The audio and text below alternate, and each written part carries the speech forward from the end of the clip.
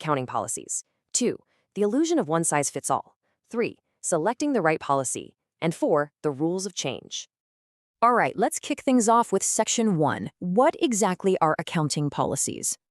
The crucial point to grasp here is that these policies are the specific principles and the methods of applying those principles that a business chooses as its lens for reporting.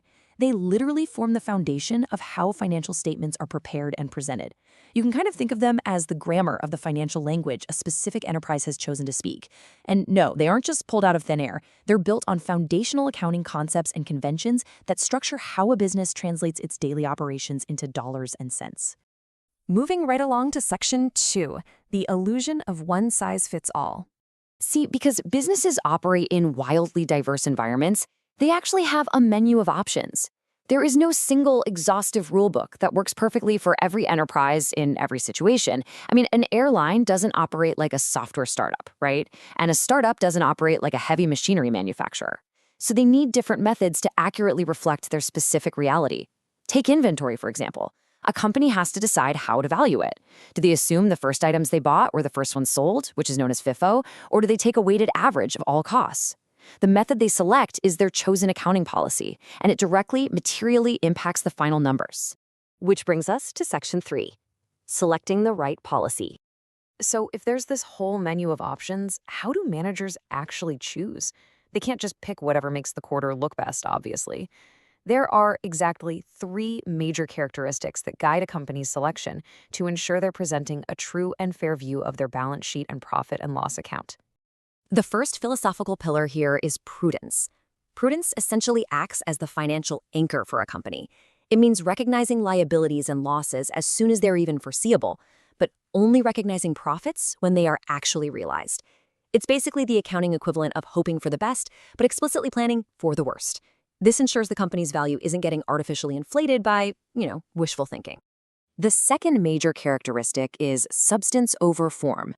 Now, this principle demands that financial statements reflect the actual economic reality of a transaction, not just its legal wrapping paper. If a transaction technically looks like a lease on paper, but it functions exactly like a purchase out there in the real world, the accounting policy absolutely must treat it as a purchase. The real-world impact trumps the legal jargon. Every single time. And the third, final, vital characteristic is materiality. This is all about ensuring all significant, relevant information is disclosed. If a piece of data is substantial enough that it could actually change the mind of an investor or a lender, well, then it's considered material, and the accounting policies have to capture it clearly. Now, what's really fascinating here is the strict warning this represents.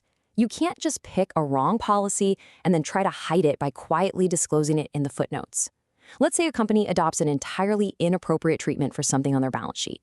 They can't just tack on a tiny note at the bottom of page 45 saying, "Oh, by the way, we did this wrong." The source material is remarkably clear on this. Disclosure is necessary, sure, but disclosure cannot rectify a wrong or inappropriate treatment. The underlying policy itself has to be correct and fair from the jump. Let's head into our final section, Section 4, the rules of change. So you might be wondering, can a company just switch their policies mid-game to look more profitable? Absolutely not. Companies are heavily restricted. They can really only change policies under 3 specific legally bound conditions. First, a new law or statute requires the change. Second, it's for compliance with a newly issued accounting standard. Or third, management can definitively prove that the new policy will result in a much more appropriate presentation of the financials. So yeah, it is definitely not a free-for-all. And a quick look at Omega Enterprises brilliantly illustrates why these rules are so strict. A change, like Omega deciding to suddenly include production overheads in their inventory valuation, can materially shift their net profit up or down. Let's say Omega previously only counted raw materials in their inventory cost. Then, suddenly they shift their policy to include the cost of factory electricity and labor, the overheads. Well, this change is going to instantly alter the value of the inventory on their balance sheet and consequently their net profit for the entire year. It's a massive shift in how the business's health is perceived by the outside world.